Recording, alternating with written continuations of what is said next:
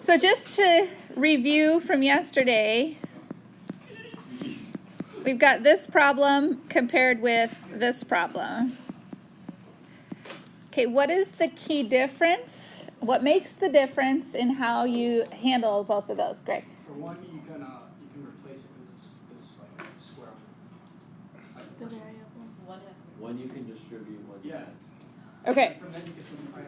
Okay, you said replace and square, and those were words that did not make sense to me. I didn't see a square anywhere, and okay. When you distribute, you square it, and then. I don't square it, but I can distribute it. Maybe let's throw it here. Let me try something a little easier for you here, Greg. Just pack it in. All right, let's do this. Okay. There's no squaring going on here of any kind. All right, but you are right. The first one is distributing. Why? What makes it distributing? How do you know? It has a variable with the sign.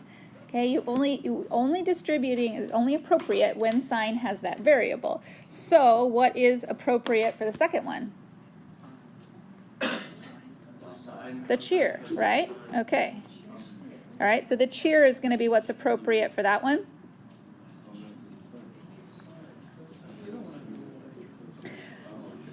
So we're going to keep going with the cheer. It's going to be fine, like for your homework and stuff, and for the open quiz tomorrow.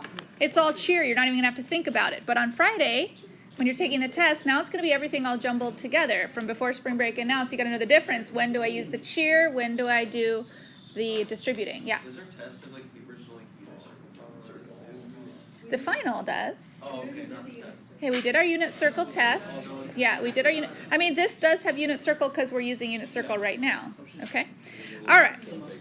So let's continue with our cheer. All right, what you're going to see tonight in your homework are questions that look more like this.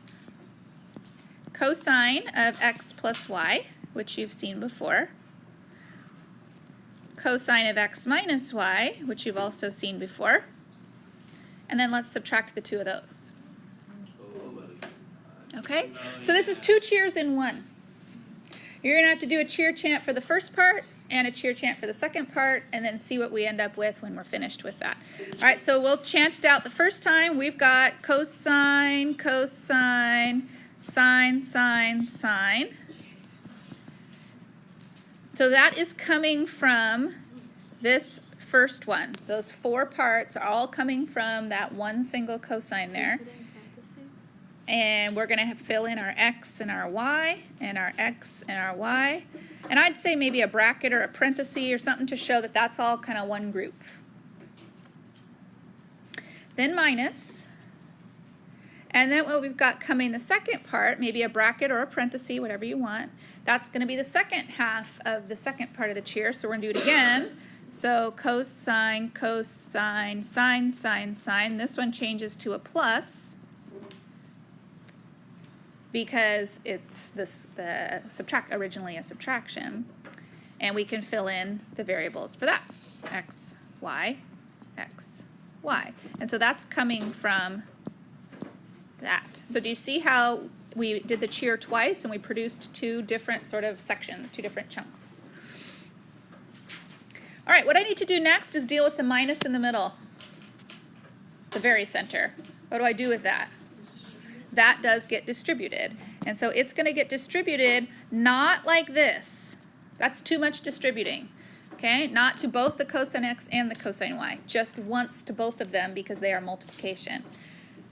And once to the sine x and sine y, but not twice. Okay, so be careful about that. So what we've got now is, zoom in a little bit here, I've got cosine x, cosine y, minus sine x, sine y, and then my distributed negative to another cosine x, cosine y, and my distributed negative to the minus sine x, sine y. So think of those as four distinct pieces. It's not 8 pieces, it's 4 pieces. The cosines x and y at the beginning are a piece. The sine x and sine y in the middle, the center left are a piece. Cos x, cos y, and then sine x. Those are 4 pieces, not 8. All right, what happens next? Cosines cancel out. Okay, so piece number 1 cancels out what other piece? 1 and 3. These two, they are identical. We call them like terms, and they cancel each other out. So we're left with negative sine x sine y, followed by another negative minus sine x sine y. Those are like terms as well. So when we combine them together, what do we get? Do 2 negatives make a positive here? No, we're not multiplying. We're not multiplying. So it's negative how many? Negative 2 sine x sine y. But this is where some people, it's like they second guess themselves and they think, wait a minute, 2 negatives make a positive and then the 2 signs make signs squared. Okay, not true. This is subtraction. Okay, so that might be an example of how you're going to use the cheer tonight with two at the same time. Okay, let's try. Of the negative in both the sign x and sign y. Okay, for the same reason that if we have negative 3 minus 3, that doesn't cancel each other out. Negative 3 minus 3 is negative 6. It's not a canceling out. This is addition. This is adding negative. It's a negative number and a subtraction. Okay, It's not multiplication. thank you. Okay? All right. Doug, did you have a question? Yeah. Okay. So why wouldn't it use? Let's try this. Let's look at the sine of x plus pi fourths. Here's another opportunity for you to use cheer. We use cheer because we're not distributing the sign. And so our cheer would be sine, cosine, cosine, sine, with no sign change. It is an addition problem. And so as we go and fill in, what goes in after the first sign? X. Okay, and what goes in after the cosine? Pi over 4. And then the second sign, a cosine, would be an x again, and then a pi over 4. For some reason, this particular kind of problem throws people off. I don't know why. It should be easier, because you only have to go to one place on the unit circle. What's the one place you have to go? Okay, you only have to go to 1/4 pi. But for some reason, it throws people off. They would rather that there be, a pi thirds here. They're more comfortable with that. Even though it's harder, it's more work because you have to go to 2 places on the unit circle. So that's what you did yesterday. Yesterday you had 2 places on the unit circle you were looking for. Today, you only have 1. So those are just x's. All right, so we can't do anything with that sine of x. We can't go to the unit circle. It's just a variable. It's sine of x. But we can go to the unit circle for cosine pi over 4th. And we know that that is rad 2 over 2. Plus, we cannot go to the unit circle for cosine x, but we can go to the unit circle for sine pi fourths. So that again will be rad 2 over 2. And here's where you should notice that they have something in common. Okay, what do they have in common? The rad 2 over 2. And so you're going to pull that out to the front. And so they have rad 2 over 2, which gets pulled out. It's still an addition problem, and you'll still have sine x plus cos x. And that's your final answer. You can't really simplify that anymore. If you redistributed it, you'd just be back to the same thing that you just had. Some people will say, oh, sine x plus cos x, that must equal 1. Why not? Okay, it has to be sine squared x plus cosine squared x to be equal to 1, not just sine x plus cos x. No. Like from the beginning. If something Nope. All right, let's try another one.